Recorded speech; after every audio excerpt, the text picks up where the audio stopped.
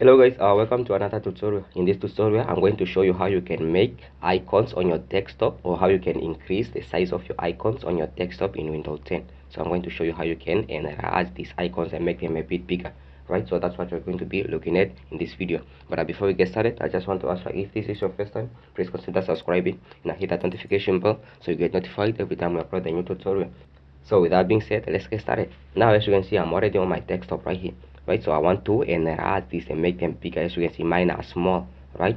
So what you can do is just come to your desktop and then just right click on it, right? This tab should be opening up. Now I want you to click on view, right? Click on view there, and then just you see you have these options right here. So click on enlarge icons. If you want to enlarge them, click on enlarge icons, and then as you can see, they are that big, right? You enlarge them. So if you want to make them small or turn them back, you can click on view, and then just you can choose. If it's this small, they are this small, and then you can also choose medium, because for me I prefer medium, so keep it at that.